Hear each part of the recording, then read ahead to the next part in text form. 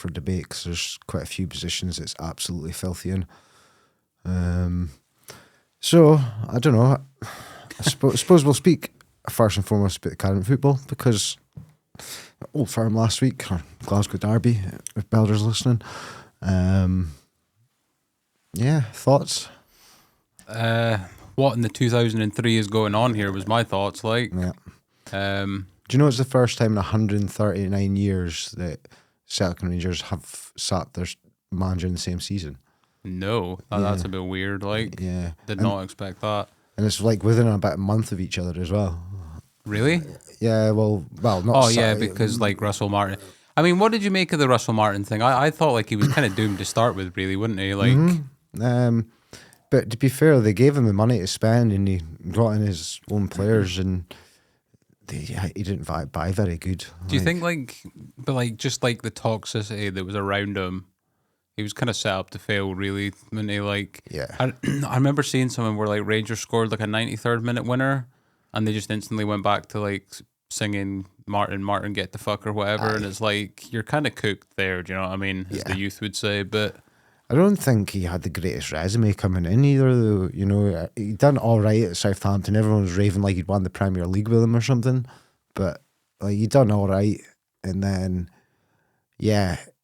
just because he's an ex-Rangers player, I think they felt he had I don't think the owners are very in touch with the club, and he probably sell it to them pretty good because he looks like the kind of guy who could sell, petrol to the fucking Russians, like.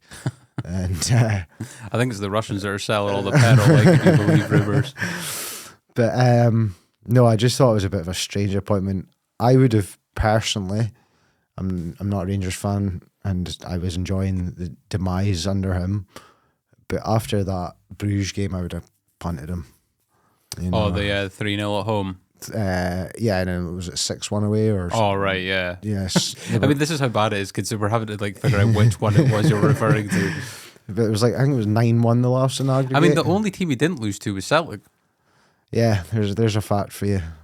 Was that the worst Old Firm in history? A lot of people saying it was. Probably, yeah. I wouldn't say the worst Old Firm, right? I'd say if you look at the two starting teams, it's probably the weakest Old Firm there's ever been. Because normally one's dominating the other, and then normally one's got a good team and the other one doesn't. But they're both pissed just now, and I can say that about my own team because it just doesn't. There's no star quality in there just now.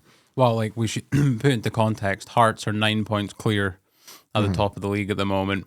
Celtic got a game in hand. They do, yeah. But I think Hearts have comfortably beaten Celtic and Rangers this season, though. Yeah, and they've got a really good squad. Good coach as well. Yep. Yeah, I agree with that. But I just think that not since Ange left, I think since Kyogo left, they've never replaced him, and everyone's just kind of followed him out the door, and they've still not replaced who's going out the door. Yeah, was there not like something where Rodgers signed like 2 left wingers and there's no right winger? Where Celtic's best player is a left winger in Maeda, you know what I mean? So and then this whole Tierney signing, it's a bit of nostalgia really wanted rather than actual making sense. I didn't really understand it, and he played all right in the semi-final, but they kind of backed themselves up by taking that Sriracha in, and he's a left back as well, and it's we know Tierney's going to get injured at some point this season, so there's the backup.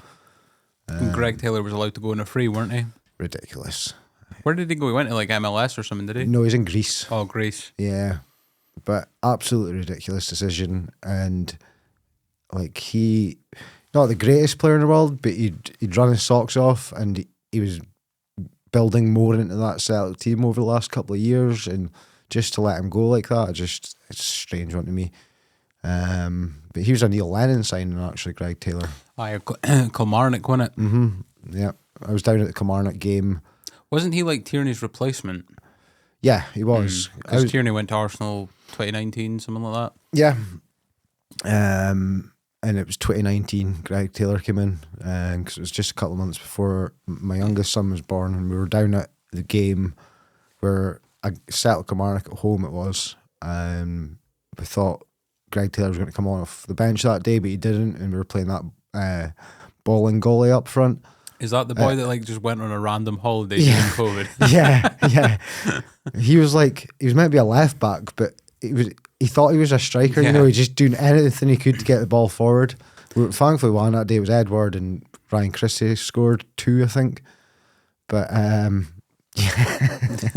that's just like some mad signings. But Rodgers wasn't known for doing well in the transfer market. You know, like 1 in 3 signings was good. Yeah, well, you can point to like a couple in that Liverpool side. Firmino, I think, was a Rodgers signing.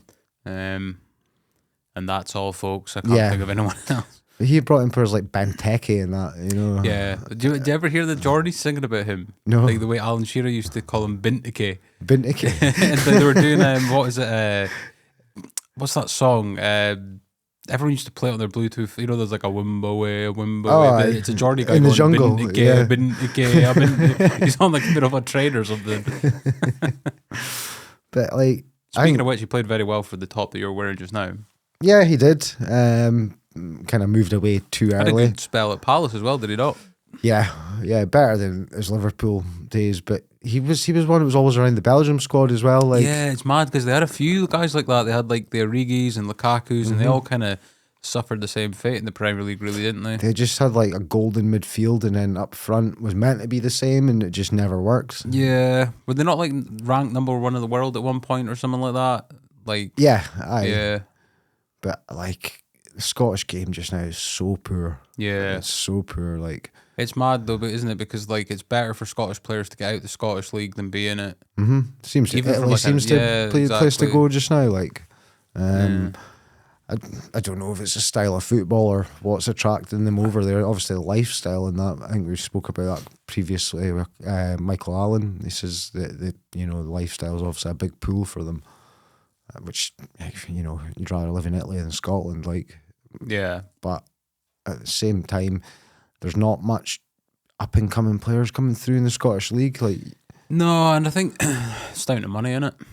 yeah, like the most promising guy just now is probably the guy David Watson from Kilmarnock. He looks like a good player. There's a few players that have kind of threatened to be that, like David Turnbull, and then he just kind of fell off a cliff. Really, all about him. Wow, yeah.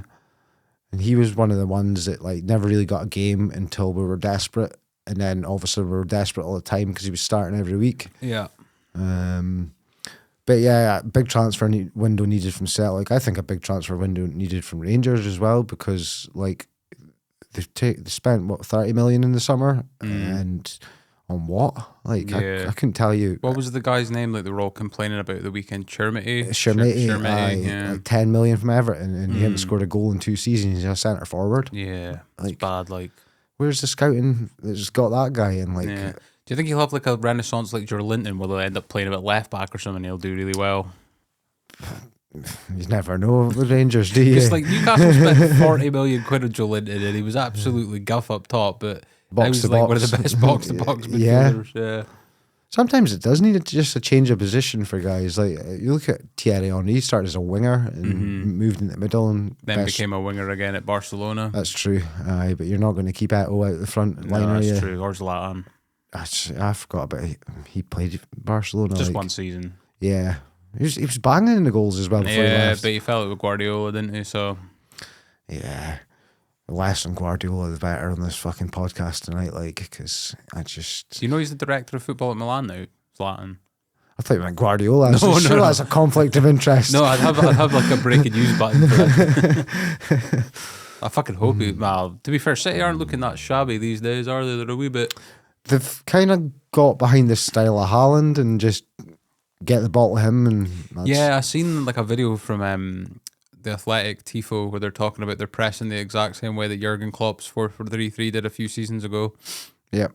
I heard a thing, I think it was 2BAM Pod I was listening to, and it was a Liverpool fan who'd messaged in to say that Liverpool, he has more fear about playing Brentford than Real Madrid, because Liverpool, the way they're set up, is to play in Europe and have teams. It's also the choice of wing backs though. Like they played Bradley and Robertson against Real Madrid, and they played Kirkes and I don't know if it was Frimpong or someone else. Well, they're that short on right backs. There's word that Calvin Ramsey could be in for the Carabao Cup game. Oh, no, that would be. And he didn't get a game last season. I think it was at Dundee or Livingston he was at. Oh Christ! But this is the thing though. Like, like even mad. what was the guy that Liverpool signed from Celtic? They've just punted him to Bournemouth for like 35 million. He played like a handful of games for Liverpool. Ben something. Oh, Ben Doak. Yeah. Yeah. Like he's good. I like him because he's obviously what Scotland are needing. I think out wide with a player, a bit of flair and somebody that'll attack with a bit of pace. But he didn't get a look in at Celtic. Yeah. What about Nathan Patterson? He's not really playing for Everton, is he? No, he's never really done anything since he got that big move. And What's the boy at Brentford? Is he still playing? The boy that went to Italy for a bit. Aaron Hickey, I think his name is. Hickey, yeah. I think he's got injury problems a lot of the time. Like, so it's not looking good, man. no, Even though we're about to qualify for the World Cup. have you seen the goalie selection? No. So the goalie selection, this is mad. Angus Gunn's one of them, right? No, for the qualifiers coming up, Craig Gordon, 42, hasn't played a game all season. Right. Liam Kelly, who hasn't played a game all season. And Scott Bain, who's playing for Dundee. Is it Dundee? He's at one of the lower teams in the Premier League. Scott Bain used to be Celtic goalie, right? Yeah. Yeah, and he's only one that's in like playing regular football just now. David Marshall, you're going to have to come out of retirement, bud. Bobby Clark at this rate.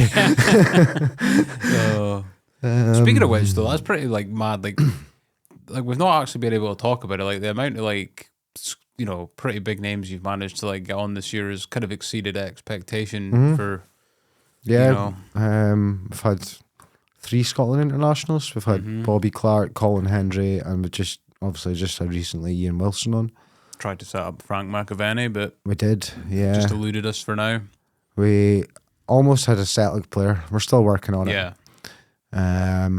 Lee will not give up. He wants to beat those rumours that he can only get Rangers boys on. It's because I keep promising him EBTs. No, in terms of like guests and that, I suppose we can give people a little sneak in what we're coming up. Tiger Porter's coming on soon, so he's gonna have some stories because he's. Well, we were just talking about it a couple of weeks ago. Like, there's probably no one better to talk about any player in the Highland League from the last 30, 40 years, maybe even. Yeah. Than him. Like, Martin Stewart requested him, and I actually remember Martin Stewart mentioned him as Tiger was his bodyguard that night, trying to keep Pelly away for signing him for Huntley or something like that. So, and then he's had like a massive association with the Boys League. New Elgin, I think Devon Bailey was at as well. So like that's massive. Seen the situation with our captain at the moment. Yeah, just refusing to play. Refusing to play. That's a weird one for me. Like you're under contract, you should be playing regardless. I know it feels like too low of a level for someone like this to be happening. You know what I mean? Like, he's probably watched one. Remember that old football program with Sky One, Dream Team? He's probably watched one episode of that. Like, that's a great show. But no, I think footballers are too soft these days. Like, and I watch Premier League football and I manage in women's football, and I'm thinking some of my girls are tougher than these fucking idiots I'm watching on the TV. Because they're in it for a paycheck, a lot of them, and like football's second because they've got 6 other businesses on the go at the same time. Yeah, and if they don't get what they want, they just down their tools. Yeah. Did you see the Van Dijk Rooney thing? Yeah, but he said he was like, he took a bit of a jibe at him or something because he said he had down tools since he had like got a new contract, and Van Dijk confronted him in the post match or something. Yeah, and he was like, "Yeah, I expect it, but not from ex-professionals who've been in the same situation themselves." Yeah, bang on because Rooney tried to down tools, yeah, completely. But no, I'm not going to be speaking much about English football. If we're going to speak about it, we'll speak about Villa because I'm wearing a Villa top. I am a Aston Villa fan. It's my English team. So 6 wins in a row. I was thinking, right? Obviously for Patreons who are probably you're gonna get like 30 minutes exclusive on this because we've had to concoct this like really last minute.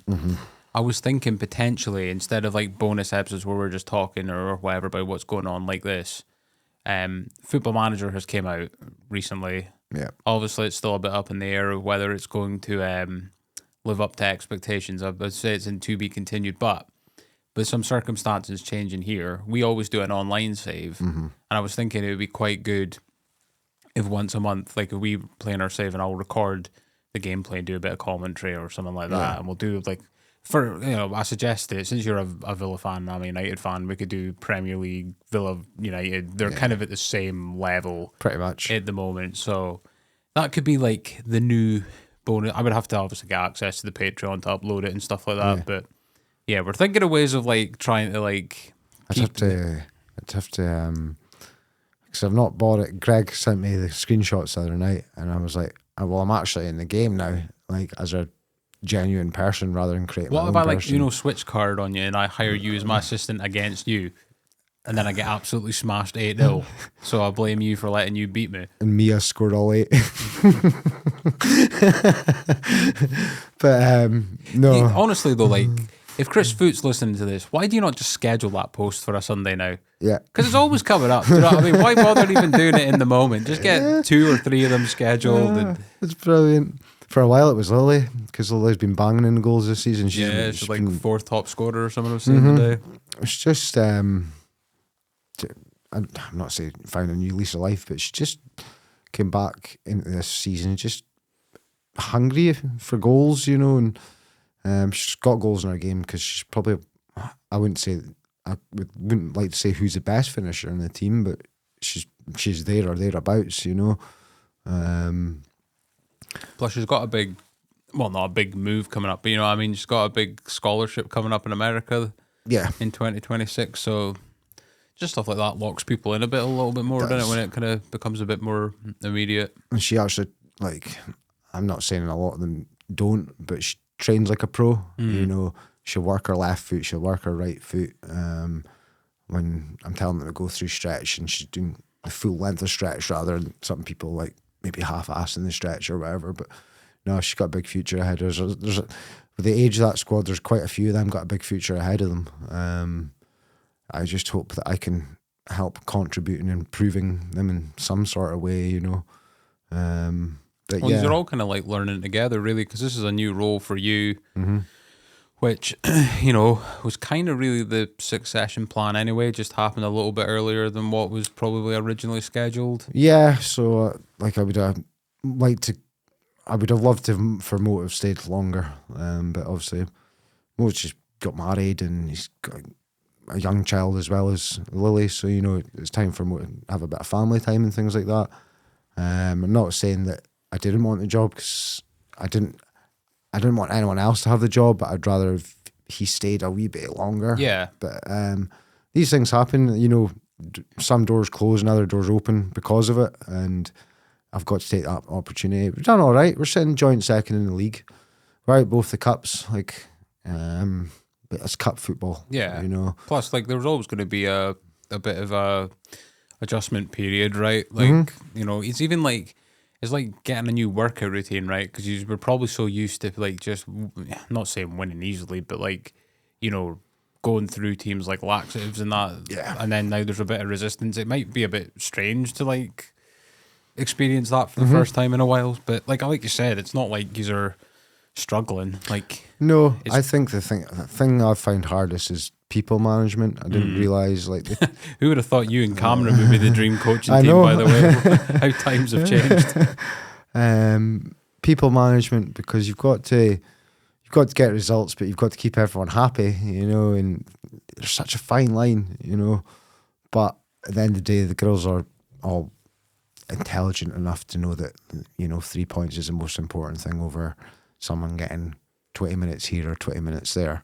There's games where I've had a full bench of subs and I've maybe only used 1 or 2 because you've got to manage the game and how things are going at the time.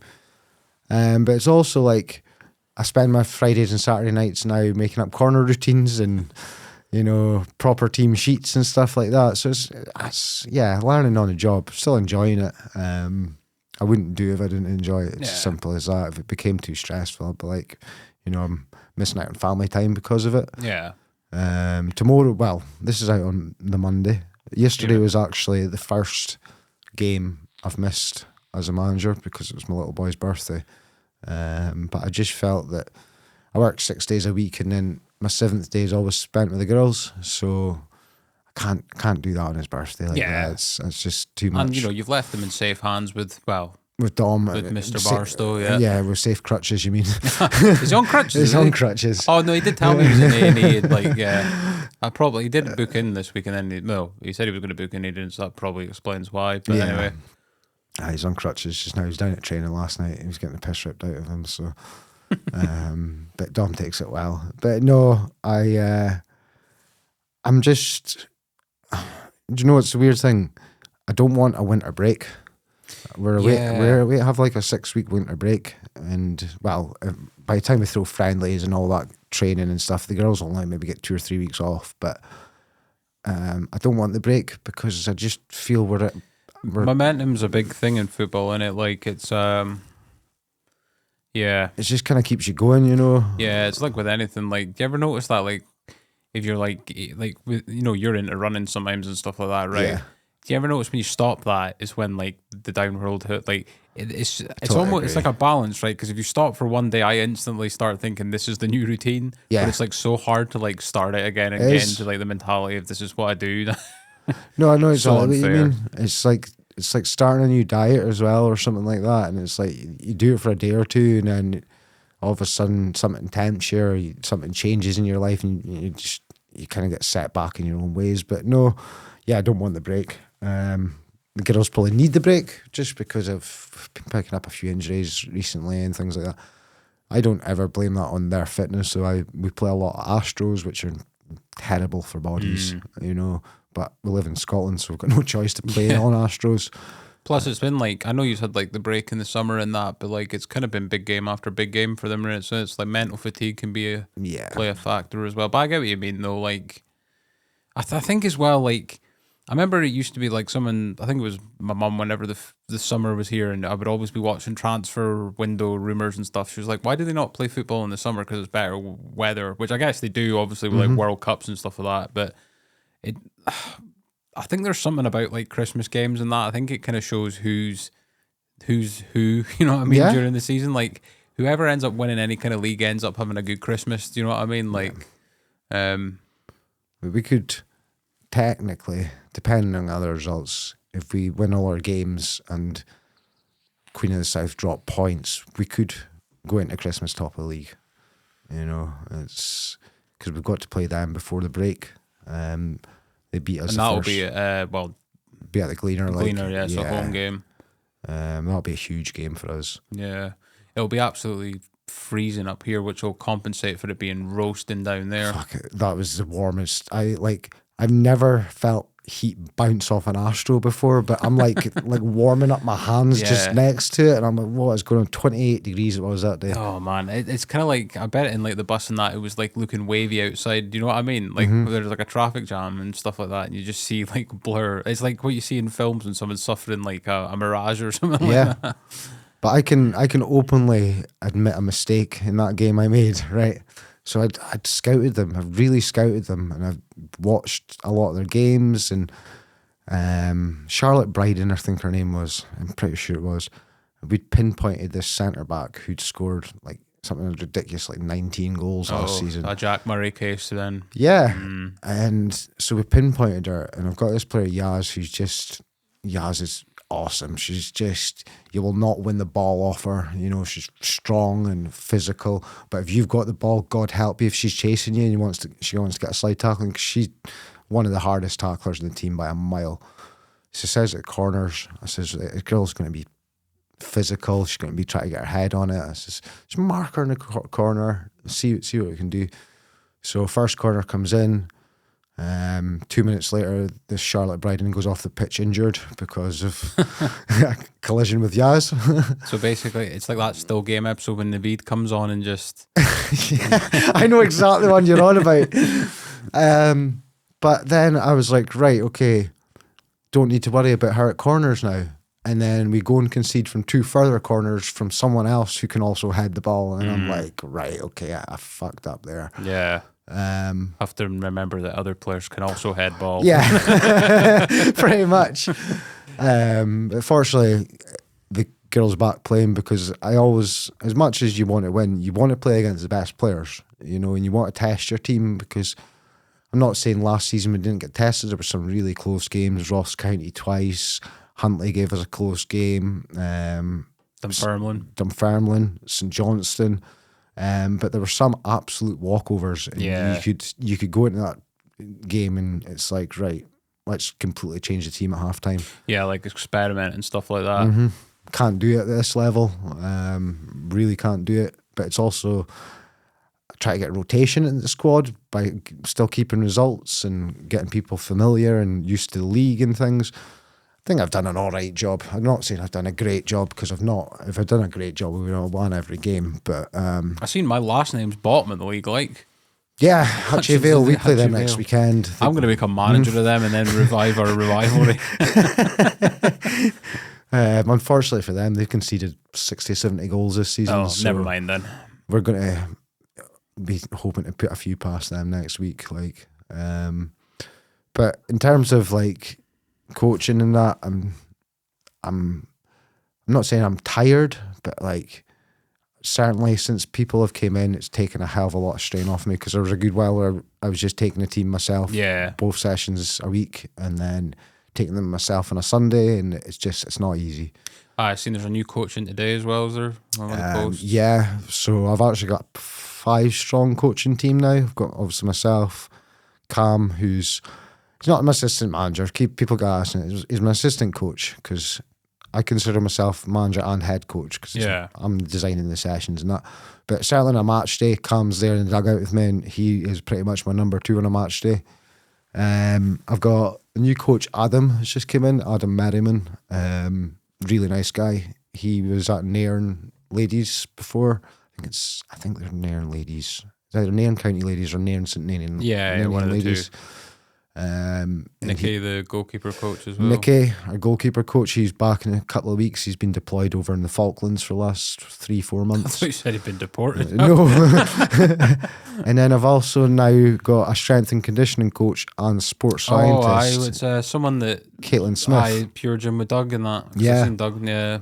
So she's awesome. Like, she got in touch with us. How can I help out? The girls have been down doing like power battery testing and things like that. And it was mad because she's got this app on her phone. We were down at the gym on Monday, and she was just getting the girls to like do a standing jump. And this jump app thing was telling them how much pounds of pressure their jump was bringing, how much height their jump was bringing, and all that. But they collate all this into data, and then they'll see the things that or data, whatever it is. They'll see the things that need improved, and they'll put the girls on like workshop programs and that. And yeah, it's really going to help us, because I ain't got a clue that kind of stuff. I know how to do a pre-season session. That's beast them, you know. But in terms of like little tiny details that are going to improve hugely, not a clue. So glad she's on board. And then yeah, so that's pretty much it. We'll get back to the podcast now. Well, that was too much about me. We're just going. Do you know what though? Like, see, like even though we nearly died and we never really got the episode out, etc., how good was it just to like have a chat in the car for like a couple hours back there? I mean, that could be its own podcast in itself, not for football journals. No. Not for anything broadcastable either. Like a Tor browser or something. Dark files of the dark web. Like, what did you make of like? You're a Celtic fan, obviously. You kind of seem to be not on Team Rodgers per se, but more sympathetic to his argument rather than what Dermot Desmond came out and kind of threw him under the bus. Yeah, buried him, right? Yeah, threw him under the bus. And I don't know if Rodgers got a non-disclosure agreement or something like that. Yeah, but he needs to come out and reply to that. He would have came back with something, because he is a bit of a career politician, Rodgers, isn't he? Like that's why he kind of jumped ship now, because he doesn't want to like go down in a burning blaze of fire and not get another job elsewhere, you know. But it's mad. Do you know how much a wage he was on? It's probably a lot, was it? 90 grand a week. Oh God. Yeah. That's probably more than anyone that plays for Celtic right now. I think it's about 40, this highest player. Yeah, so he was on 90 grand a week. And he only had 7 months left on his contract. So and he wasn't going to stay regardless, was he? No, he was going in the summer. Yeah. So I'm wondering if someone from England's been speaking to him. And he's Nottingham Forest guy being like, yeah, they should be out the door, so don't worry about that. That would, but like Ange seems to be the favourite. I'm not. There's a bit of pushback on that, saying that Celtic could just keep going back with the safe option, even though I wouldn't say Ange is a safe option by any means. I think he needs a break from football. Yeah, he needs to go sit by a river and, play Marvin Gaye for 3 months. You know Pretty what I much, mean? yeah. Like, chill the fuck out. But like whoever they get in has to kind of hit the ground running with it, because at them two clubs, you have a couple of bad results and they're on your back straight away. Seems pretty toxic at the moment as well at both of them, doesn't it? Like, it seems like it's a bit of a, what do you call it? Like a pressure cooker. It's two shambles of boards. Two absolute shambles of boards. Like Dermot Desmond got 120 million in the bank and he's given us like a net spend of like 16 million quid. And it's all been made off of if it was brought in through ticket sales, if it was brought in through TV money, fair enough. But it's all been brought in by transfers, sold, and he never gets the money to reinvest it back in the team. So I don't blame Brendan. Never a personal fan of him because what he done the first time. I just think that's inexcusable. Like leaving for Leicester, which is a tiny club compared to Celtic. Yeah, they play in a bigger league, but a league's not everything when you're on the club that's the stature. thing, is like when even like the likes of Wanyama and Van Dijk left to Southampton, was it? Yeah. I mean, that's disgusting, really, isn't it? Like, big money as well at the time. Fraser Forster. Yeah, Fraser Forster. Trying to think of other. Where did Nicholas Kuhn go? He went to Leipzig, did he? Como. Oof. Yeah. Even I know, like, they're on the up, but still, like. Yeah, Como. Kyogo Stade away, Rennais. and then he ended up in Birmingham. Yeah. Barely getting a game, apparently, as well. Yeah. And he was available for 3 million and Celtic never took him back. Yeah, strange. Yeah. Very strange. It just makes you wonder if there's things going on in the background that we're not being made aware of, you know. Is there a director of football that's basically Dermot Desmond? Yeah. You know? The triple D. DOFDD. That's a good way of putting it. That's the episode title tonight. Make of that what you will. But yeah, so I don't think since 26 and a half we've not actually looked back at our episodes. We've had we've had a hell of a run, I guess. I know. Hell of a run. But since that one, Pelly's been in. Do you want, let's have just a flick back. We'll go Pelly, Lossy United, Barry Wilson, Hastings.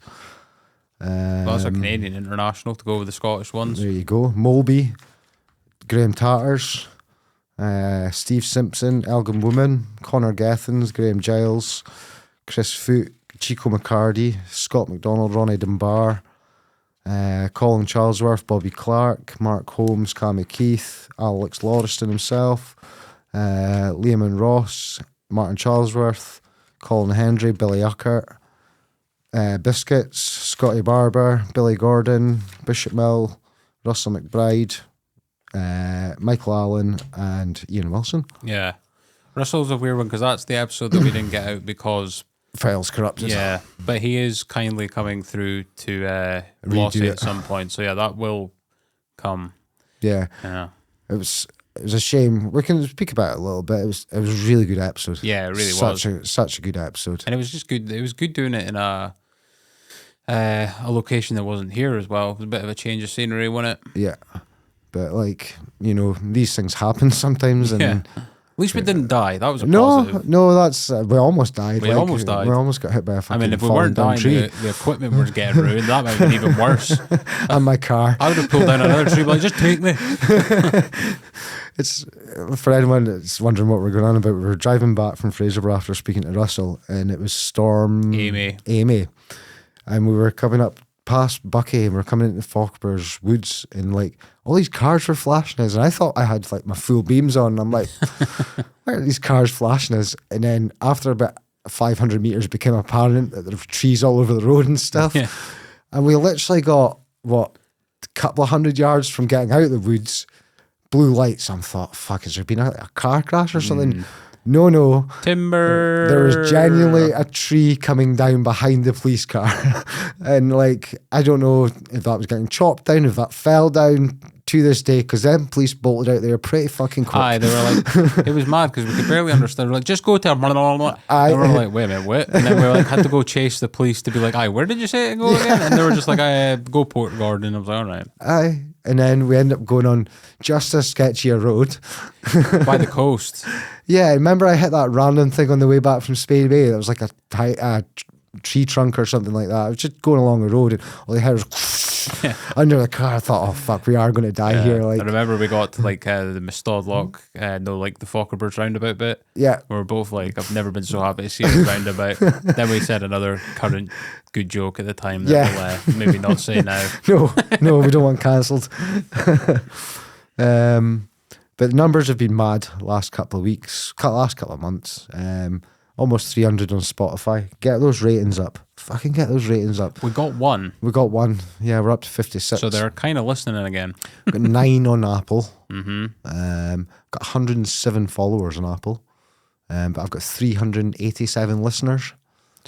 Get subscribed, man, or followed, or however it works and that. You know, I seen there's a terms and service update for there. I got an email from them the other day. Yeah, I did. Hopefully it's nothing too mental. I hope so, because I've accepted it already. You just get airlifted out of here. Yep. Your body's been donated to Apple Research. 3,000 on TikTok. Mm-hmm. Approaching 2,000 on Facebook. You got asked for a photo. Yeah, I got asked for a photo. Lee's a fucking celebrity now since we last spoke. Weird, and it was just like, oh yeah, football journals. I'm like, well, that'll be my name now. I was like, yeah. He's like, oh, you do a pod? I watched the one with Chico and Ronnie Dunbar. So it must be a Patreon. Must be somebody who, yeah, exactly. But I looked through my Patreons and I'm like, I don't recognise a couple of the names though. Maybe he's on the. Maybe he's going to out himself as an maybe he just buys them separately or something. I don't know. There's been a few people who've just bought the episodes. But we are going to start going back to getting something out for the patrons, as Ryan says. It's just like the whole manager position kind of hit you like a ton of bricks. In terms of like, it was pretty sudden how this all came about. So you didn't like have like, and then like we said, the schedule's been, but we'll get round to it. Don't worry. Yeah, because we owe patrons something at least.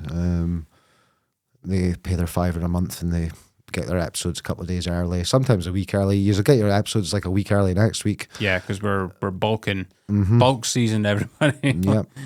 Got a couple of Lossy legends coming in, let's just say. Yeah, we've got amongst other clubs. Yeah, crazy goalie and the other. Do you want the message I got from him? Oh, no. This is hilarious, okay. Right? I'm not going to reveal who it is tonight, but this is quite funny. We've got Gav Price coming on as well. We do. That'll be very interesting. It will. That's a League 2 manager. I know obviously like people probably be listening in for his time at Elgin, but like pretty big deal. Current League 2 manager. Forfar manager. Paul Hartley next, boys. Yeah. Or he's a Celtic player, isn't he? So he'll probably like find a way out of it. Yeah, at last minute. So this person's coming on, just put, all right, pal, how's it going? Yeah, I'm definitely keen to give the podcast a bash. I've heard my name come up a few times, and as you said, it'd be great to show everyone that I'm not some kind of nutcase that I've been painted out to be.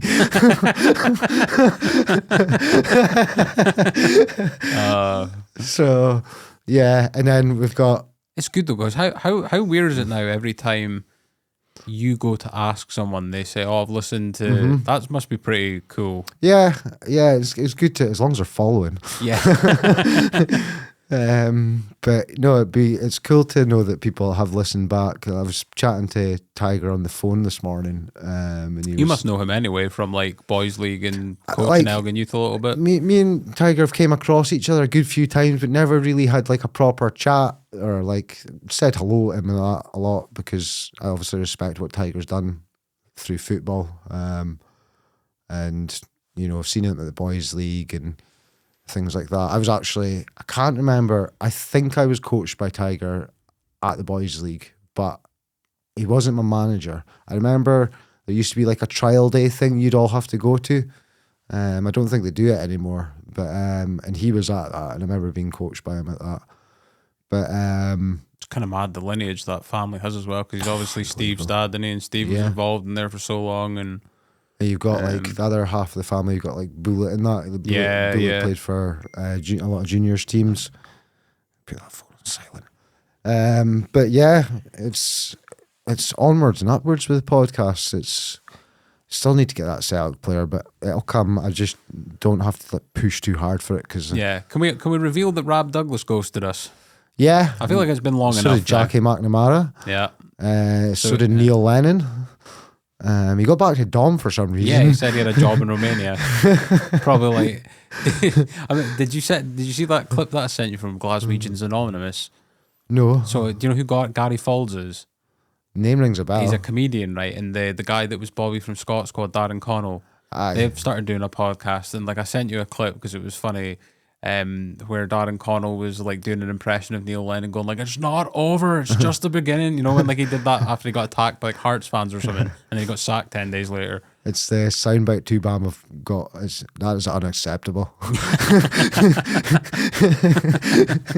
We need that as a soundbite. It's so good. Like, I reached out to them on TikTok a couple of years ago, asking if they wanted to come on tour at the time because they've played Highland League and stuff. Yeah. Mm-hmm. They're based in Turriff or something like that. Based in Turriff. Not trying to dox them or anything like that. No, I'll give them a shout because apart from like a couple of bigger ones, that's my favourite podcast because it's so tutor. Yeah, it's unreal. I had like a mate send me it. Like, have you ever seen these guys? And I'm like, mate, they're like, Lee was like meant to have them on at some point. Yeah. You know what I mean? Like, yeah, they've done very well. They have, yeah.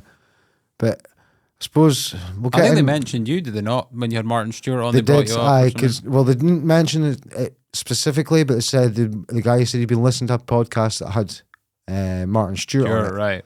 And it wasn't Beyond Canal Park, right? So that's mine. Yeah.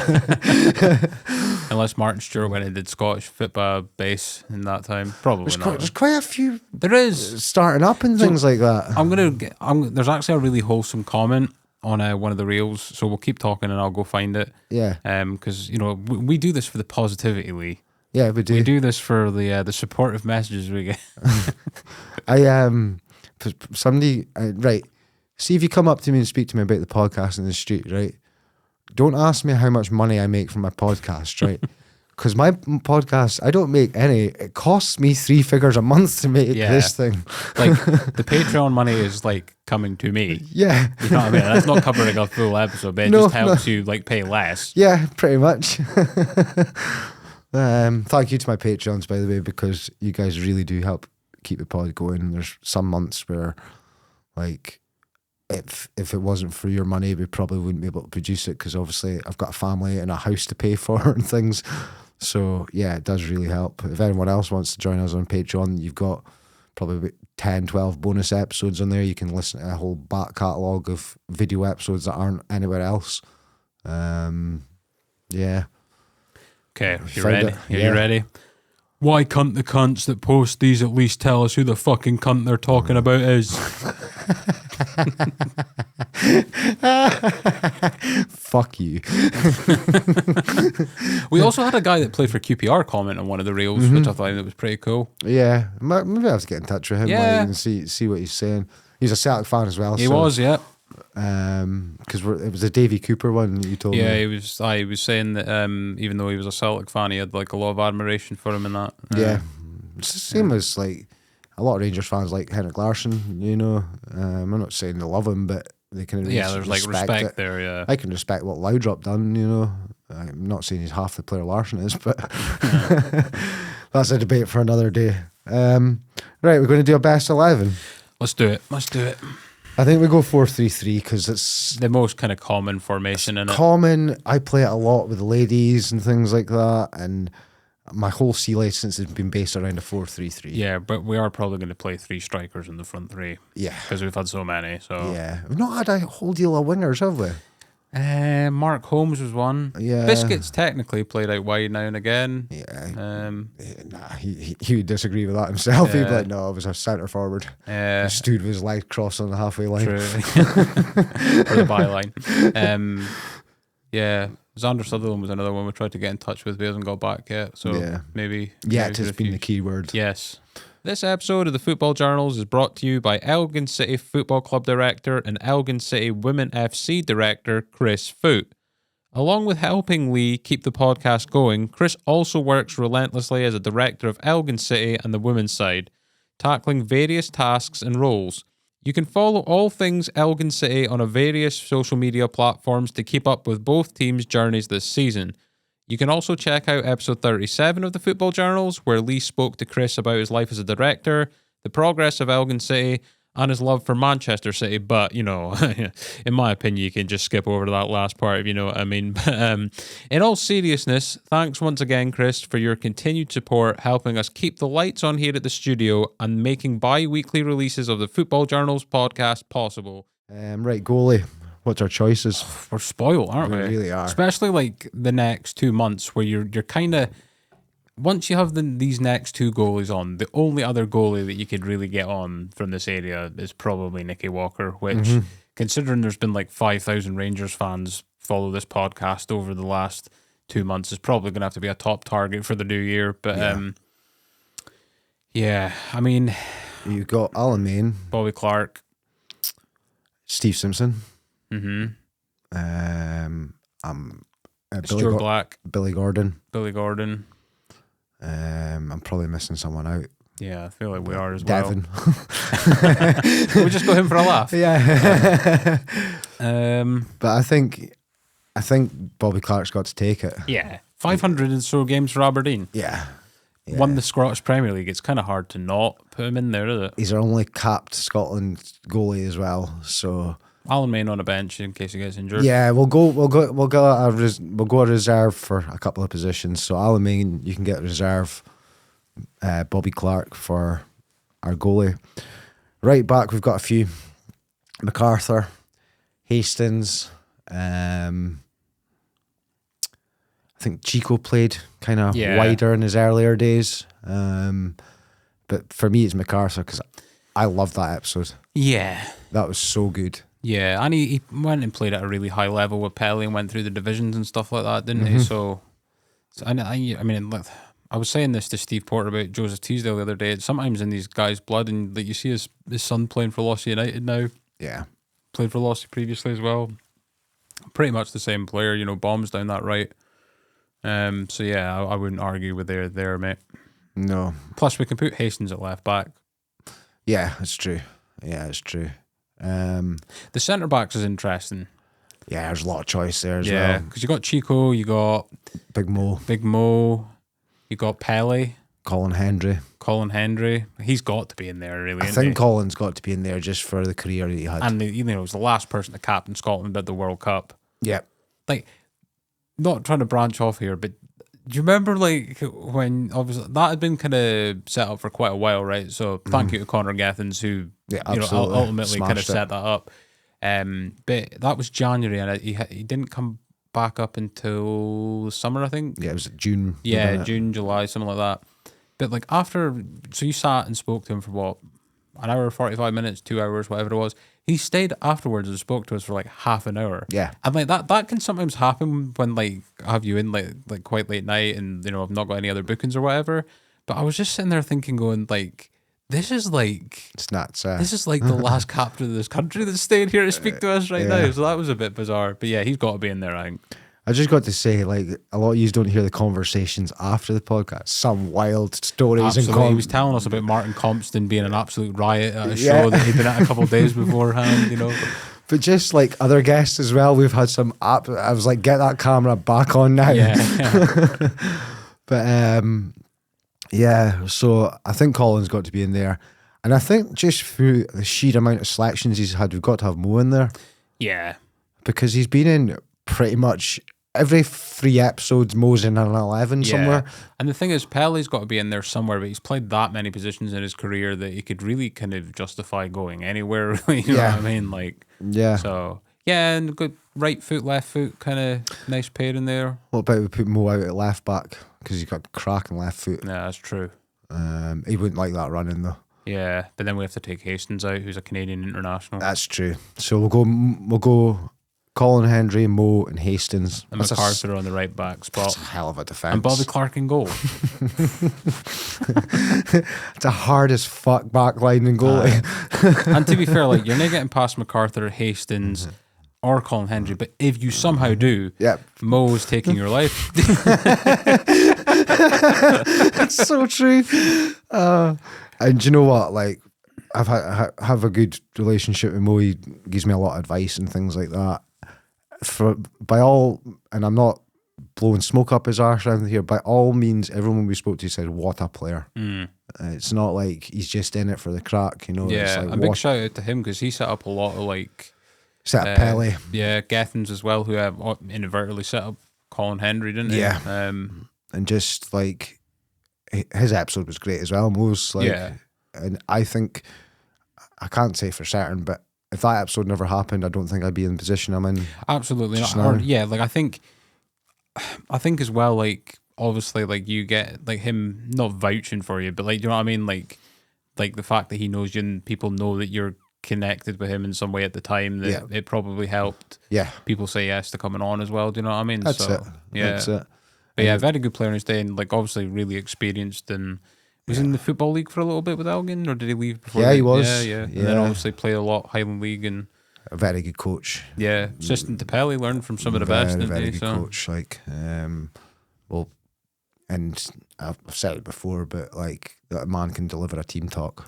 Yeah, well, there's one right after he's get promoted, and he runs from like all the way downtown over to the side, and like he has you in like I think he almost has you in a huddle, which is a bit, you know, ironic because he's a Rangers supporter.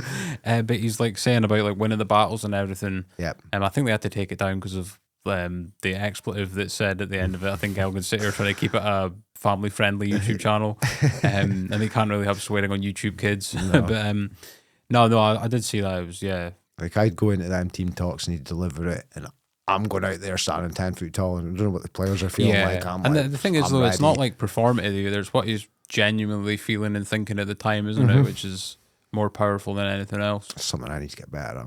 I'm not saying I'm bad at it, but I need to.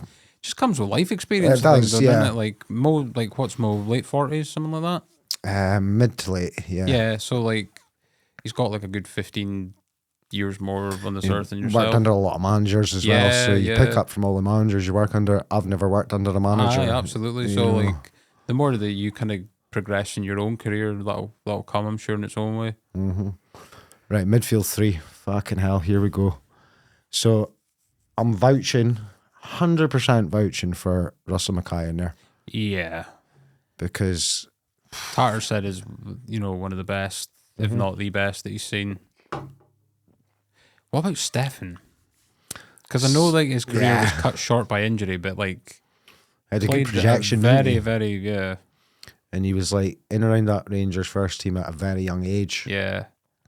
And he's such a character as well. Yes. And your midfield needs to be full of characters. I feel like if he wasn't winding the other team up, he would be making pissing themselves laughing or something. Do you know what I mean? I think he'd bring a bit of steel to the midfield as well, you know. Like, I remember like when you've obviously had him on, he was on Borough Briggs beat. Dom was meant to have him on at one point, so I met him a couple of times, and like I said, he's a very funny guy. But like I remember when we went to go see Elgin versus Anne in the first leg, and Mark Gallagher was having a bit of a bad game. Yeah. And he absolutely put Mark Gallagher on blast. Yeah. You could like literally probably have heard it from the, Budgeons. You know what I mean? You know, like, and that was. So yeah, he's definitely got that fire about him as well, doesn't he? But he knows what he's talking about. Like if you listen to any of his interviews that Chris does with him and stuff like that, he's, you know what I mean? He's not. I know he said when he was on here that there's a bit of acting, but like he knows what he's talking about. You know what I mean? Him and Alan, to be fair, like I know that there's obviously been a bit of a yo-yo season for them so far with the trying to get a bit of consistency going, but like, you know, they do know what they're doing. Like that comes through immensely and stuff. Like I've got huge respect for what they've done to Elgin in the last couple of years. Like it's from where it was to where it is now. That's what I always say to people. Just remember what it was like before they came in. And they were a bit of a victim of their own success last year because people started getting down with the losing run, and it was like they'd done so well to like potentially have Elgin in a title race that people were disappointed when it was just the playoffs. When Elgin have only been in playoffs like 4 times or 3 times or whatever it was. 3 times, I think it is. Yeah. Yeah. It's mad. Who else we got Ian there? Wilson. Ian Wilson, yeah, just recently. Scottish international. He's got to be in, really, doesn't he? Just for that alone. So him, Russell. But they're kind of more of attacking, so we need a defensive one. Can we play Pelly at the 6? We could play Pelly at 6. We could also possibly play Chico in there. That's true. You know? Yeah. I think we go with Pelly, but Chico's probably just as willing to play that role. Chico will probably play anywhere you asked him. Yeah. But yeah, so that would be the midfield: Russell Mackay, Ian Wilson, and Pelly. That's a hell of a midfield. Yeah. Oh man. I had to think that Pelly never got a Scotland cap after playing at United for so long. Nuts, absolutely nuts. Here's the interesting one though: the front three. Yeah, this is going to be difficult. Fucking hell. So you've got like the who's who of Highland League greatest goal scorers. You've got Billy Uckert, you've got Connor Gethins, you've got Molby, Cammy Keith, Scott Barber. You've got John Teasdale. Yeah. Do you know what though? Martin Stewart. Yeah, I was about to say Martin Stewart. Yeah. I think Martin Stewart gets in mine. Yeah. 100%. I'm not saying this just because technically I work for Lossie, but like not directly for Martin Charlesworth. But I also think like having Martin Stewart's a number 9 now you mention it, but I'll put a case for Martin Charlesworth off the bench just because of that whole big game goal kind of factor. I'll put Biscuits in there as well. You know, how do you pick out of like that? Cammy Keith. We're not even mentioning Cammy Keith. 7-8 players. Like, how do you pick a front three? Aye. Let's pick one each, right? Okay, right. One each, and then we'll decide on the third one. Right. Okay. I'm going to pick. Will we play like a 3 as a flat 3 or a 1 and 2 in front of them? Because we're basically picking strikers, aren't we? We're not really picking wide players. Yeah, we'll play as a front 3. Okay, so let's think of who's the most likely one that's going to bring people into play for like the 10. I think you're probably looking at Martin Stewart. Yeah. Well, no, he was more of a running in behind guy though, wasn't he? I'm thinking like the big physical presence. I suppose you're probably looking at Biscuits. Yeah, because he was like probably, they're all very good on the ball, but like he was probably the best on the ball in terms of like just and he would bring that spark of magic, innit? He's got a moment of and he was episode 15. He probably was the funniest episode that we've had. Yeah, hands down one of the funniest episodes. Him and Molby. Me trying not to lose my shit as he's telling us about his hat-trick ball for loss of getting punted through the fish merchant's window that night. I put that on TikTok. and people wouldn't have seen this. He genuinely brought us biscuits that night as well. He's one of the nicest guys ever. Yeah. Biscuits has so much time for him. And he listens all the time, so he'll be listening to this. Yeah, we've got to reward him for that. Yeah. Okay, Biscuits in at the 10. Yeah. Right. I'm putting Billy Uckert in there. Yeah, has to be. I just think he's the Highland League striker that's went on to the highest level, really, isn't he? So. Yeah, I think so. And then he's like your big number 9. So to complement that, we need like someone that's going to beat the offside trap, getting behind. So you're looking at the likes of Gethins and Martin Stewart there, aren't you? Molby as well, yeah. Yeah. Pick any of those 3 and it'd be very effective. I think Martin Stewart, just because he was part of that Huntley side that's the greatest Highland League side of, the Highland League I'm also era. forgetting John Teasdale was down at Wolves and things. Yeah. I forgot about that. John was down at Wolves, and when he came into and he could have probably played the 10. Yeah. Yeah. Oh, man. Oh, man. But, you know, we did say we were going to do a reserve player for every position. Yeah. So Teasdale at the 10. Biscuits for when Teasdale's playing for Rod Stewart's team. Yeah, that's great. And that's a great shout. Sorted that problem. I think Biscuits will be happy with that. Yeah. I think for your player getting in behind, and I go back to what Mo said about him, because before I interviewed him, I asked Mo what he was like. I says, what was Cammy Keith like to play against? And he says he was just one of them players. He says you'd think you'd caught up to him, and he was just that quicker second than you. He says he wasn't lightning. He was in his early days. He was absolute lightning, but when he changed into like more of a goal scorer rather than a running guy, He says, and people know what I mean by this. He says he was like Darcy in the women's team. And as soon as he said that, I knew exactly what he meant, because Darcy looks deceived because she just looks small and and then when she gets going, she turns them jets on. Oh my God, you can't catch her. It's unbelievable. It's Keith's all-time top goal scorer as well, isn't he? Yep. Talking of Keith, we've got Andy Troop coming on. Yep, the chairman. That's a big one as well. Yeah. We've not even mentioned Scott Barber. I've not even mentioned Easton Thane. Yeah. So he's. I mean, for the team. Oh, right. Yeah, I'll get Easton in. Barber, I think, excludes because he's still playing. He's still playing, yeah, fair. And it also excludes Marcus Goodall. Yeah. Marcus is a great guy. He gave Matt Damon a Bucky Thistle shirt at the gym. Give me a second. You're not going to bring out here that he gave Stephen King one as well, are you? No, but I feel like we're missing someone. Oh, Neil White. Neil White. That's who. That could have, he could have played the 10, to be fair. He could have played the 10, and he's happy playing that middle bit. Well, Barry Wilson. Barry Wilson as well, yeah. Yeah, God. Right. Billy Uckert, John Teasdale, Martin Stewart. Yeah, I think that's fair. That's a hell of a front three. Yeah. Biscuits is the sub for the 10. Yep. And then just like every other striker on the bench. Yeah. We don't have any other subs. No. Apart from Chico McCarty, strikers, and Biscuits. Yeah. And then Chico, if anyone, nobody's getting injured in that team either. They're all brick shit houses. Who's the manager? It's got to be Pelly, really, innit? He can be player coach. I'm going to get to Tatters. Oh, yeah. Yeah, I'm going to give it to Tatters. Yeah. It would be a fit side. Yeah. Biscuit's probably wanting out the team now. And that's after Tatters saying he's the most talented player he'd ever seen. Yeah. I know, I had to bring that up. As soon as I was listening to Tatters' one back, because I knew he'd mentioned him and I knew he was coming on, and I knew he'd said something funny about him. I was like, I've got to bring this up when he's in. Yeah. It's the way Biscuit said, though, 2 days after he broke his leg, he made him cycle up to Elgin to be working his gym. It's brilliant. It's brilliant. No, well, that's a hell of a team. It is. That's a hell of a team. What's been your favourite episode so far, Ryan?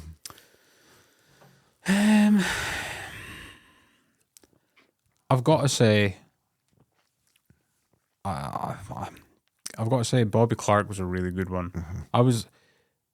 I'm not trying to be disrespectful or anything, but I was kind of shocked because Bobby's nearly 80. I think he is 80 now. He said he was be 80 in September. Still hitting hole-in-ones. Yeah, that was nuts. I seen that pop up on Facebook 2 weeks after he was in here. Yeah, but just hearing about that Aberdeen era, and he gave us a bit of insight on Fergie and all that, which was talking.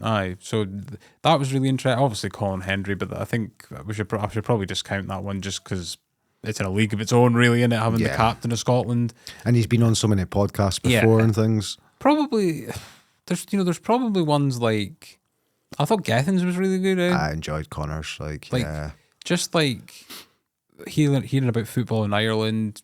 Hearing about the level he actually got to at national level. That was a good one as well. It would probably be one of the ones in person because it does feel a little bit. I know some people kind of travel and stuff. Martin Stewart was a really good one. Enjoyed that. Yeah. One of my favourites, because I can't pick a favourite, I really can't. It's impossible. But one of my favourites was Craig Christie. Yeah. Such a good episode. I feel like, do you know what? I think probably going forward, if there's anyone that you can collaborate, I know you mentioned Two Band Pod earlier.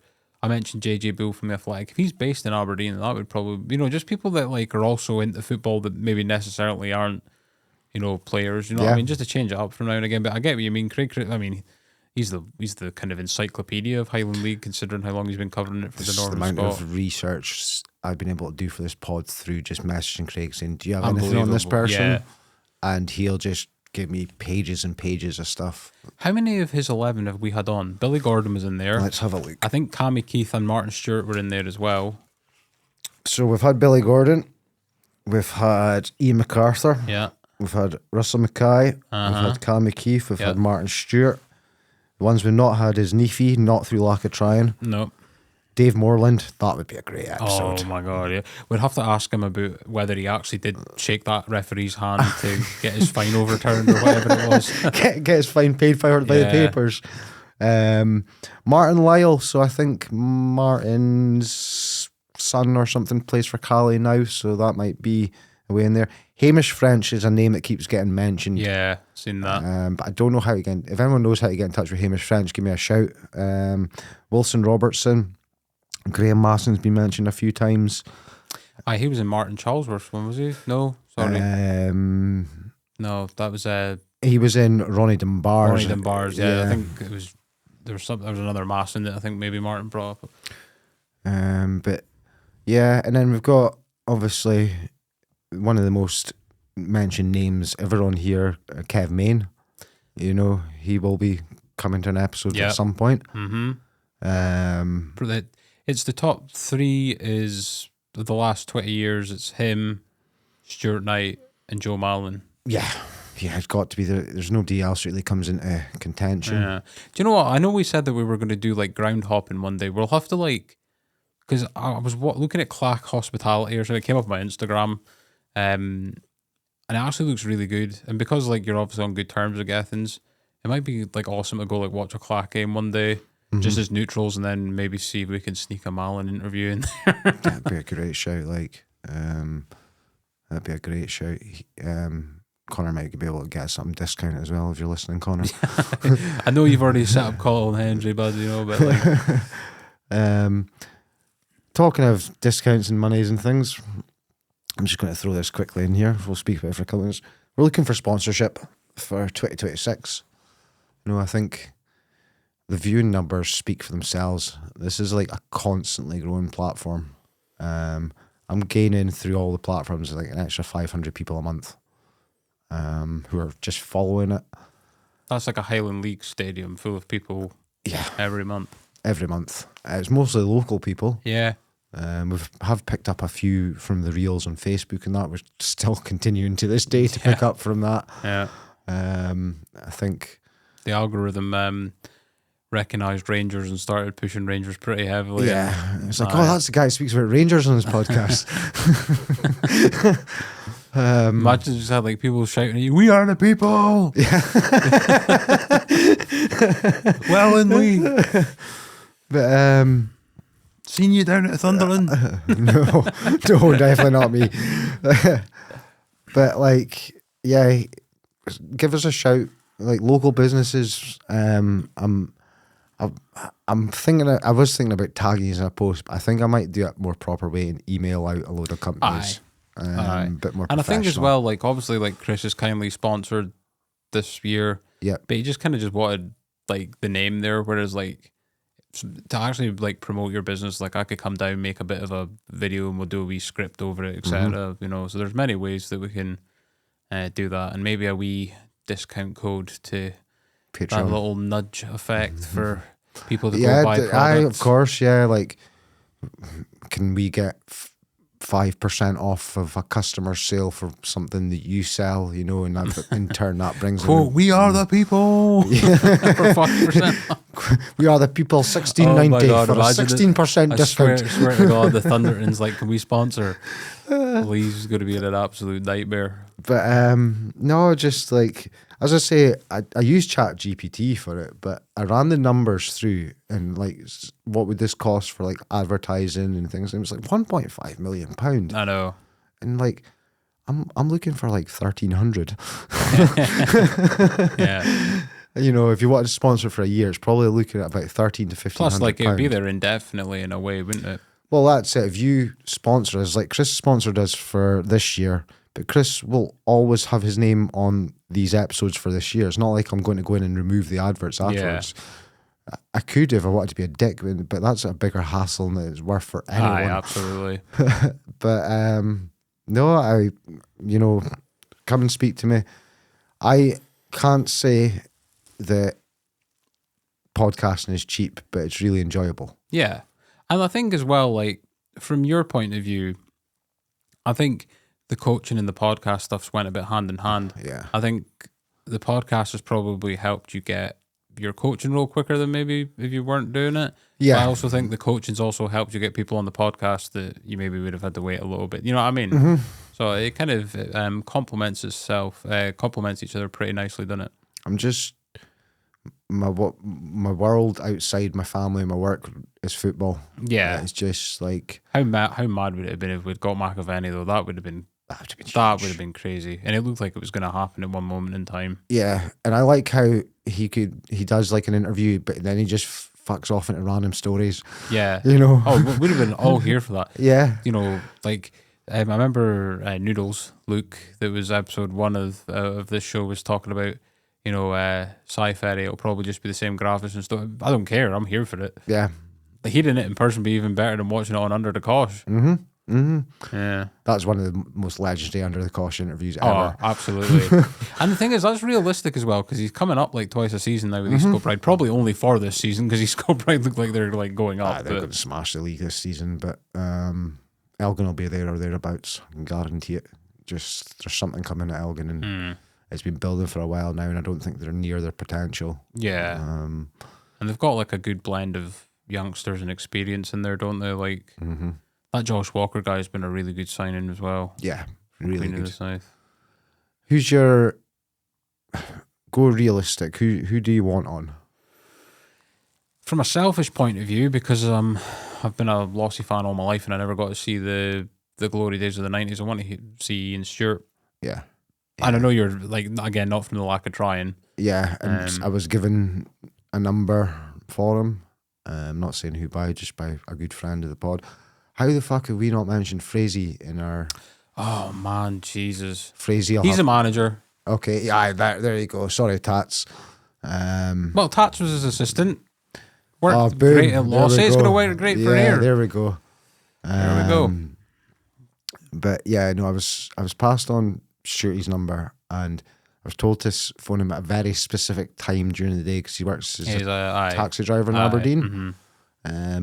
I've tried a couple of times, but I've never got through. Yeah. So, I mean, someone did say like the company he works for was like, I'm not going to phone his work. That's a bit, no, I can't. We're not going to be intrusive. And like, I feel bad messaging people on Messenger and that because I feel it's like that's people's own personal Facebooks, and all of a sudden you've got this person looking them up. At least on Instagram it's okay because you can message from the page, if you know what I mean, so it doesn't look like, you know, where Facebook doesn't allow you to do that.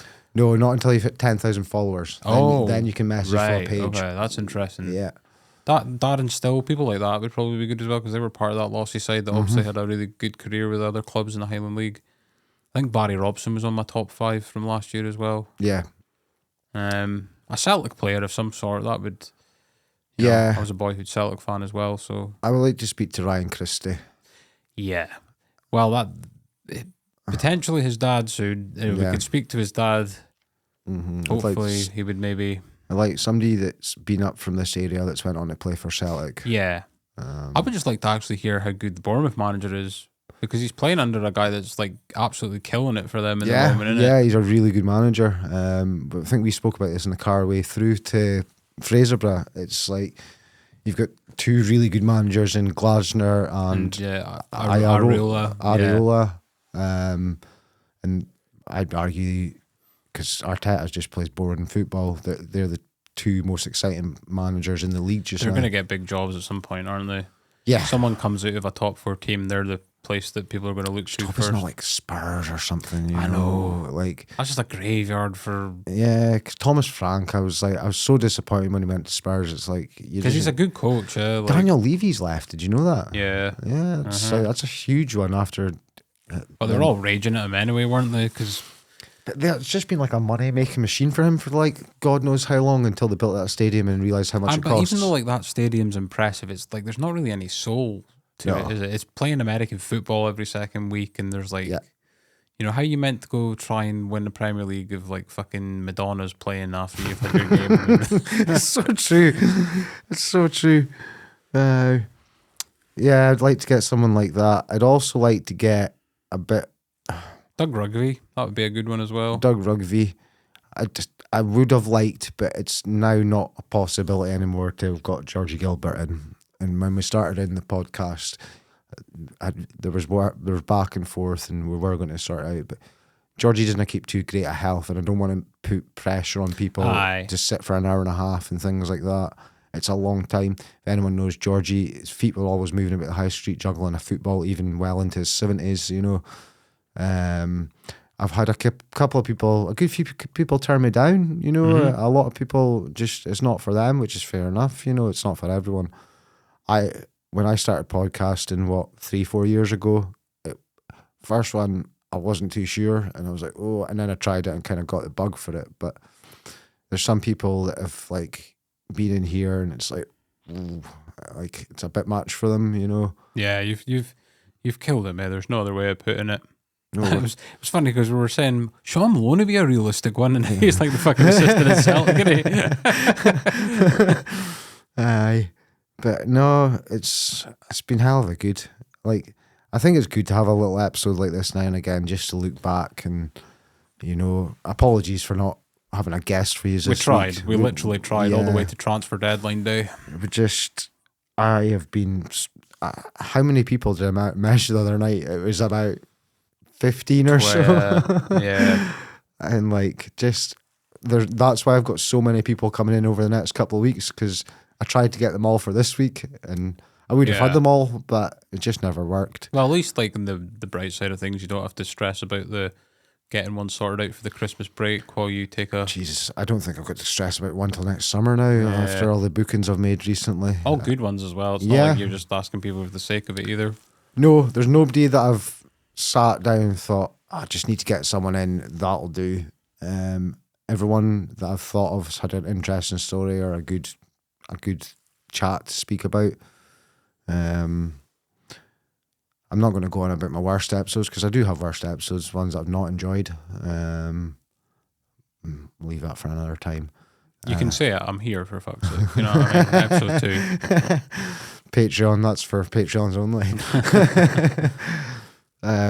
But yeah, onwards. What's your favourite bin? Is it Craig Christie, or was that? No, like, I can't pinpoint one. Because I know, like, the three that I've seen you most, the two I've seen you most nervous for was Alan Main and then Colin Hendry. Yeah. It felt like Alan Main broke down a door. Yeah. And then, like, even though like there was big ones after that, it felt like the same level. But then Colin Hendry felt like it broke down like a dam, didn't it? You know what I mean? Yeah, it did. For different reasons, I'll give you a couple. Okay. I enjoyed Mo's episode because I didn't really know Mo before, and I had this big hard man image in my head. Aye. And he's a hard man. Aye, you chose to wear a Celtic top in his episode. Yeah. But we kind of got a bit deeper with Mo, you know, going back. Talking about Don McVicker and Don that as McVicker well. and things like that. Yeah. And then obviously what's blossomed from that episode, and now, you know, that's for one reason. Craig Christie was just an ultimate brain of football. Like, if it's happened in the Scottish League 2 or 3rd Division, as it used to be called, or the Highland League in the last 30 years, he knows about it, you know. I really enjoy Graham Giles. Yeah, You know, because he's been everywhere. Like, he is like the ultimate ground hopper. It would probably be rude to call yourself a ground hopper in the man's presence, because he's been literally everywhere. Guy sent me 2 books, signed books and things like that, you know. I think he's good mates with Moby as well, isn't he? Yeah. And I proclaim to read a lot of books, and what I do is I read about half of the books, and then I just get either too busy or just never get back to them. I fully read his 2 books, you know, they were brilliant. But if I'm going to pinpoint one, this is mad, right? I think it was Tatters, because he'd been away for football for not such a while. It's probably like his first not public appearance, but like public kind of statement, I guess, since obviously he left his position as chairman at Elgin. Yeah. And and he's obviously went through a bit of a tough time, you know, with the stuff that kind of led to him leaving that. But it was good to see him in, you know, relatively good spirits, and he was laughing and joking about us trying to claim Harvey Barnes for Scotland and all that kind of stuff. You know what I mean? But for a man of Tatters' age in his 70s, so sharp, so memory is just spot on. Can remember everything. Really honest guy as well. Yeah, I will give you the honest opinion of himself a lot of the time and things like that. And you can't really buy that. Yeah, so, and then I've obviously enjoyed our run with the strikers a lot, like Martin Stewart, Gath, Cammy Keith, Scotty Barber. I do like the ones in the studio. Yeah. I think like remote is literally last resort, really, isn't it? Like you would do it like, let's say Rab Douglas hadn't, had got back to the message. And like he was like, oh, I can only do it. You're doing that. Do you know what I mean? Because it's fucking Rab Douglas. Do you know what I mean? I literally, if anyone's listening and has played at a higher level or anything like that, I can go all over Scotland to come and see you. Yeah. It's not an issue. Me and Ryan have to take a just not in a storm. No. No, not anymore. If we've got to take a wee day trip down to Glasgow, we'll do a bit of planning and, Probably be a bit, class for us, wouldn't it? Just, yeah. Yeah. Could do a little vlog on the way down and things like that, We did plan, there was a idea before coaching and management and that took over and just consumed my life, that we were going to do a charity game and we were going to do 2 11s from football journals. From the football journals. We're well on the way to there. I reckon by the end of this year we'll probably have 2 pretty good sides. Definitely. And the amount of guys who'd been on the pod that had messaged that were interested in doing it because they realised who they were going to be playing with and things. We're so keen. A couple of people turned me down through injuries and just age and that. But like Moby, you see them playing in charity games all the time. Do you know what I mean? Like, as long as he's now chipping people from 20 yards and taking the mick. I think Neely White was keen for it. Mo was keen for it. Geff was keen for it. And like you start to build a good team. That's another one actually. Moby's brother Scott Murray would be. I've messaged him, because Moby passed on his details. And obviously we're speaking about him with Billy Gordon and things like that. I really do enjoy the ones in the studio, but not that I don't enjoy the ones remote, because sometimes when people are in the comfort of their own home, it's quite nice, Yeah. I think there's a time and place for it. Do you know what I mean? But I think it's like maybe 1 every 10 is probably good. You know what I mean? Just a change of pace. Yeah. So ideally, if we can get you in the studio, we will. The next 2 episodes at least are in the studio. Yeah. And they're actually on the same night. Yeah, one right after the other. And they're ex-teammates of each other. Yeah, I know. Yeah. Should have just got them on together. That would have been a crack, like. Aye. But too much to squeeze into 1.5 hour, innit? Yeah. And then I like, just to kind of go back, my questions have always been the same, starting and ending, and there's a couple like who's the best player you've played with and played against. I say it every episode, it's my favourite questions. It is my favourite question. Yeah. You get such a broad range of answers with that. Like, I'd like to go back and make an 11 out of best players played with at some point, like, because you'd have, or played against, because you fucking, Colin Henry was on about like R9 and stuff like that. Romario as well. Yeah, Romario. He says Romario was one of the best players. Aye. I suppose like one that we haven't actually even talked about is probably like when the Archibald brothers is testimonials, because you were at school with those guys and played in the school too, so that must have been a bit surreal for you. Like, it was like when we were listening back through names. Like I brought up Chile. Chile was one of my best mates. Because Coco was at school with you as well. Yeah, one of my best mates for like 20 years, and we don't sadly keep contact anymore. But and then they both, like the Archibalds and Colin, completely forgot about him. But as soon as I mentioned him, they're like, he was a hell of a player. Yeah. Like, and I could put money on it if he'd stuck in it as football, he'd be in that Elgin City team, if not higher these days. Like, that just reminds me, like, see when Colin Charlesworth's team came out, did you see Anthony Newland's comment as saying, "Is Coco looking for a pay rise?" It's funny. I speak to Hulk on we share a pitch for them on a Thursday night and got a good laugh with him now and again. But he was one we were thinking about getting on. I'll have to get Hulk on because he's a well-known face in local football. Aye. Played Highland League and stuff. He's a really nice guy as well, Hulk. The nickname doesn't do him justice. No, he's not an angry green man. No, definitely not. Definitely not. He's a big guy, but Aye. a really likable guy, and I get on great with him. So for the future, Ryan, we're going to do a little bit of a unveiling just now. You know about this, but you don't know what I'm going to say. So on the run up to Christmas, we're going to give you a whole heap of YouTube episodes that are not on YouTube. We want to get our YouTube subscription up because YouTube is, out of all the platforms, the one that's most likely to pay you money. Yeah, and it's the second biggest search engine in the internet. So. Yeah. So there's a lot of, we're going to put up Pele's episode and things Bobby like Clark, Alan Main. Yeah. All these are going to be going on. We'll do just like a massive month of every couple of days, one will go on. Just get them scheduled or something, so just that's it. Boom, boom, boom. So you've got that to look forward to over Christmas time. I will be taking a break over Christmas time, which is the reason we're firing in the episodes over the next few weeks and things like that. Again, I don't think anyone can blame me. I've kept this podcast going for 2.5 years and I don't have any signs of slowing down. So I think you can forgive me for not having a guest tonight.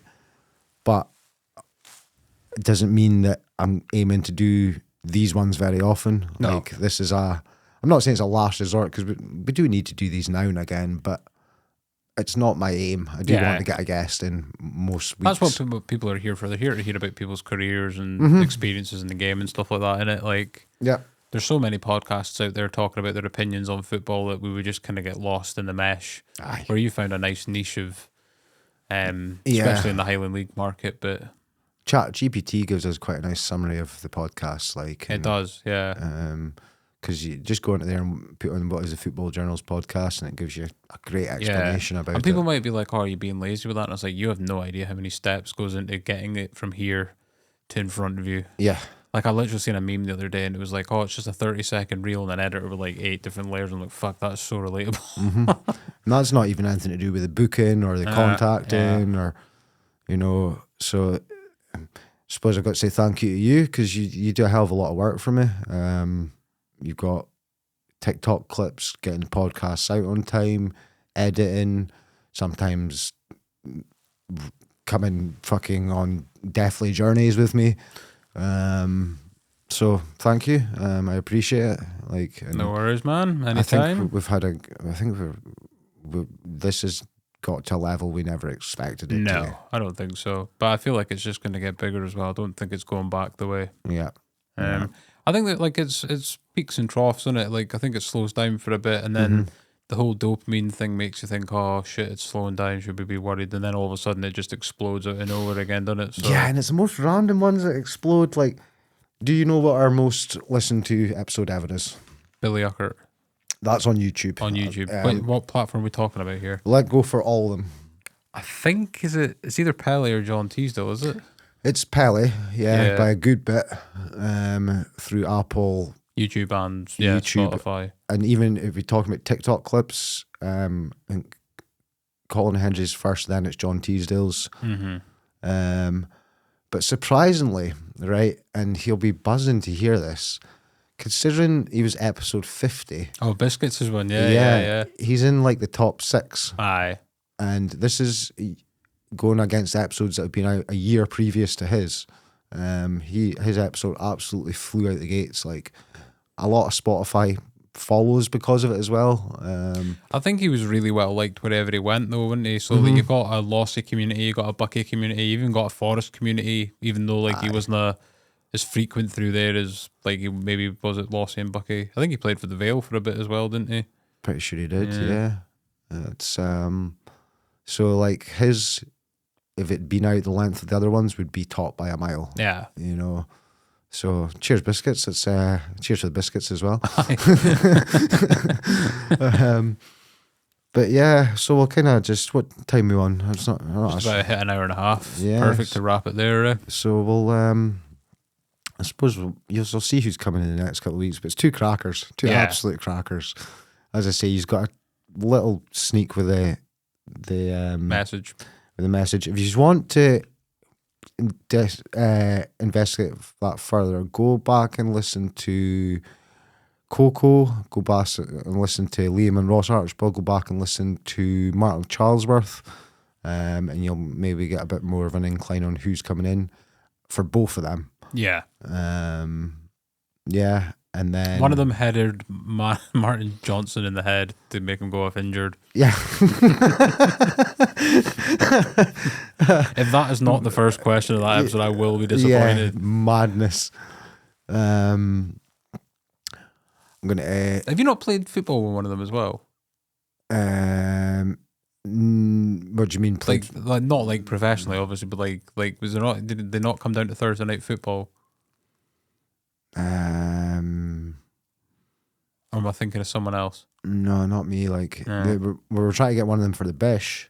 All right. Yeah. I'm talking about when you used to play with JP and that on Thursday nights.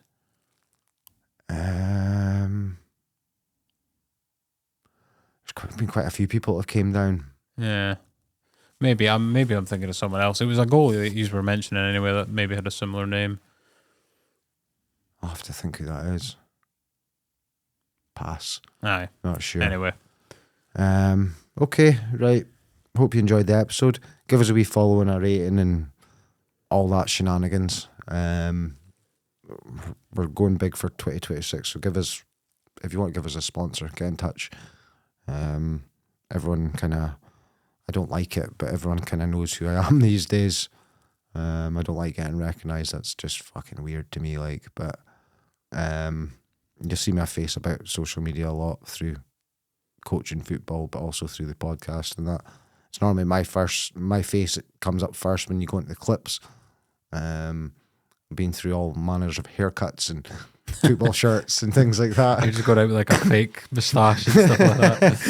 So yeah, if you want to get in touch about sponsorship, you want to get in touch if you think you've got an interesting story in football. Yeah. Get in touch. That's what we're all about. Tiger has assured me he's got some hell of a stories about Martin McMullen. Yeah, that's another one that's highly anticipated. The Martin McMullen episode. So we're just going to turn up at Pinefield Glass and beg him to sponsor as well as come on. Can you imagine if Pinefield Glass started a football team? Oh my god, they'd probably win the Highland League. Please clip that one for TikTok and tag Pinefield Glass. Because I'm pretty sure, this is mad, I'm pretty sure Chile, who was speaking about, works for Pinefield Glass as well. So, there you go. Yeah. And both Charlesworth brothers. Both Charlesworth. The manager could be Charlie because he's there. Yeah, Martin's in there. Martin McMullen's there, yeah. It's a good 5-a-side team, isn't it? A quick shout out, by the way, before we go. Bish won 4-0 the other night, but since I've been away from the club, the social media seems to have disappeared. So well done, Bish, for winning 4-0 in a pre-season friendly. And you'll see them in the Community Cup, which I'm actually looking forward to going just watching some of their games. Yeah. Because you can only enjoy it so much when you're involved in the club. But see, when you come away and you just become a fan, you can enjoy it 10 times and there more. must be like a bit of satisfaction being like, I managed to bring this back. That whoever's going to lead it to the... And if Mally's listening, you're away to owe me a set of eyebrows because I'm away to get the Bishop Mill tattoo done. And that's what he says. He says, I think you're calling bullshit, and when I call you out on your bullshit, I want your eyebrows. I says, okay, so I get your eyebrows when it actually happens. So I'm away to get a Celtic badge, an Elgin City badge, and a Bishop Mill badge, and it's kind of concocted into one crest. That's pretty cool. So it's my 3 clubs, even though I'm wearing a Villa top. It's my 3 clubs that I live and die for. Villa are just like a hobby club. It was because Martin O'Neill was there, basically. That's exactly where I got the... Well, I suppose we'll finish on that. That's where I got the thing. He moved to Villa, and I loved Martin so much at that age that they became a team. Aye. And then he did such a good job with them as well. This awesome team. I always remember Stan Petrel was one of my favourite players ever. He came into the team. You had John Carew. I done an episode with you I can't remember if it was the Football Journals or if it was the Northeast Corner, where I had to name an 11. Oh, I know what you're on about. Yeah, it was Northeast Corner. I think I had Olaf Melberg in my you did. team, and he was one of my favourite players. He went on to play for Juventus after I know, Villa. mad. So yeah, that's I think the Nigel reason. Rio Coker and that was in the middle of the park as well, wasn't it? So it was a bit of a Ashley Young on the wings. Stuart Downing. But yeah, thanks for listening. Give us a shout on TikTok or give us some comments. Go and get involved in that sectarian argument that's going on half of them, because We benefit from it. there's one that's over like 200 comments on it. It's just Celtic Rangers fans going back at each other. I'm sitting there like, keep commenting. This is doing me the world of good. It's like it's so toxic, but toxic makes money in the social media. Oh, it does. Yeah, it's huge. Right, thank yous. We'll be back in 2 weeks' time with, a crazy guest who's adamant he's not crazy. The Football Journals is now on Patreon. If you sign up on Patreon for just £5 a month, you can get access to our upcoming guests and the chance to ask your own questions, the ability to watch our podcast with full video exclusive, audio only on all other platforms. You can get your episodes earlier than anyone else, sometimes a few days, sometimes a week, but you will get your episodes earlier than everyone else. Chance to request guests of your choice. We will do them our utmost to get them on the show, if obviously within reason. I can't go asking Cristiano Ronaldo on the show. And one bonus episode per month. There's already a bonus episode on there. You'll get a further bonus episode every month. Sign up today at patreon.com/footballjournals, capital F, capital J. That's a sign up today at patreon.com/footballjournals, capital F, capital J.